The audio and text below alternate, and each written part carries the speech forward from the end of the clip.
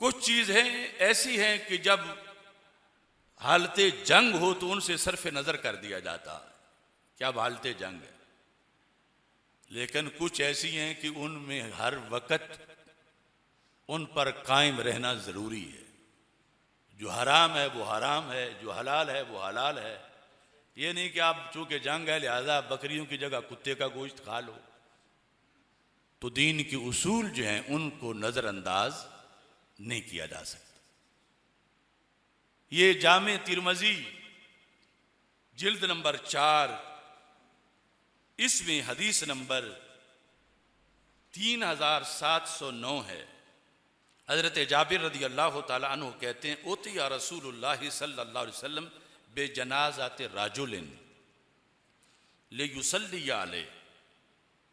हमारे आका अलैहिस्सलाम के पास एक बंदे का जनाजा लाया गया, यानी उसकी डेड बॉडी, ताकि आप उसकी नमाज जनाजा पढ़ें।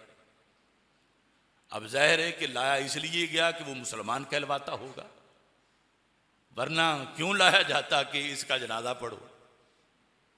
फलम युसल्ली अलैहि, तो मेरे आका अलैहिस्सलाम ने नमाज जनाजा उसकी नहीं पढ़ी, हालांकि अल्लाह का हुक्म है। यानी एक तो है ना, हम एक हैं उम्मत के नबी। अल्लाह ने खुद कुरान में फरमाया वसल्ली अलैहिम इन्ना सलातका सकनुल लहुम। महबूब इनके लिए दुआ करो, आपकी दुआ इनके लिए बायसे सुकून है। अब अल्लाह का हुक्म भी है, लेकिन उधर सरकार ने फरमाया मैं नहीं इसकी नमाज जनाजा पढ़ूंगा, मैं नहीं दुआ मांगूंगा। फ़क़ीला या रसूल अल्लाह सल्लल्लाहु अलैहि वसल्लम मा रईना का तरक्त सलात अला अहदिन क़ब्ल हाज़ा। आज तक आपकी सीरत मुबारका में ये मंजर हमने नहीं देखा कि किसी मुसलमान कहलवाने वाले को लाया गया हो और आपने जनाजा पढ़ाने से इनकार कर दिया हो। यानी आप जैसी रहीमो करीम हस्ती, तो इसका क्या जुर्म है? तो मेरे आका सल्लल्लाहु अलैहि वसल्लम ने फरमाया इन्नहु काना युबग़िज़ु उस्माना। ये हजरत उस्मान गनी रदी अल्लाह तआला अन्हु से बुग़्ज़ रखता था। फिर फरमाया फ़अबग़दहुल्लाह, उस्मान की बुग़्ज़ की वजह से रब ने इसका बुग़्ज़ रख लिया है। आज ईरान में एक शख्स मरा, तो मैं क्या कहूं उन लोगों को?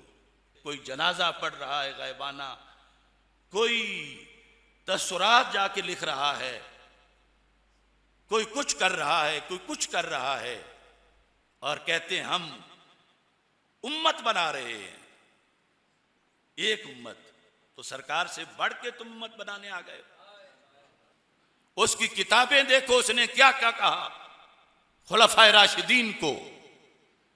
हजरत सिद्दीक अकबर हो, हजरत फारूक आजम हो, हजरत उस्मान गनी रदी अल्लाह ताला अन्हु हो, सैयद आयशा सिद्दीका और सैयद हफ्सा रदी अल्लाह ताला अन्हुन्ना। और तुम सिर्फ एक चीज को देख रहे हो कि हालत जंग है, आप जो भी कर ले। सरकार से ज्यादा इल्म आ गया तुम्हारे पास। उस वक्त अभी थोड़े थे मुसलमान, उस वक्त बड़ी जरूरत थी। उस वक्त ये एतराज हो सकता था कि ये देखो नबी का जो कलमा पढ़ेगी उसका भी जनाजा नहीं पढ़ते। लेकिन जिन लोगों ने जरूरियात इस्लाम को ठुकराया, सरकार ने कभी उनके लिए दुआ नहीं की। इस्लाम में दुआ की भी शर्तें हैं कि किसके लिए करनी है। जो नमाज में तबर्रा करें तो कहते हैं तबर्रे के बगैर हमारी नमाज ही नहीं कबूल होती।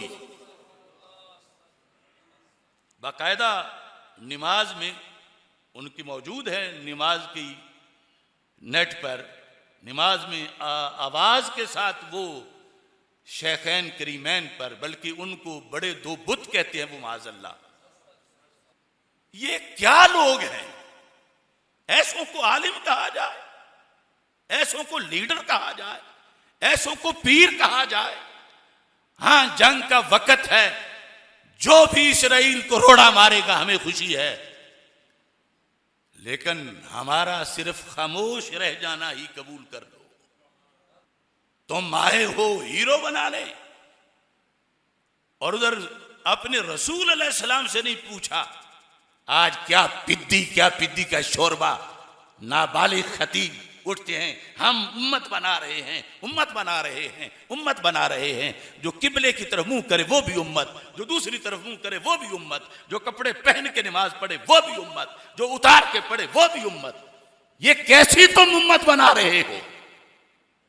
इस्लाम ऐसे गालिब नहीं आएगा कि जिनके जरिए से हम पर इस्लाम पहुंचा उनको बकवास किए जा रहे हो और तुम बकवास करने वालों को रहबर कह रहे हो और इस्लाम गालिब आ रहा।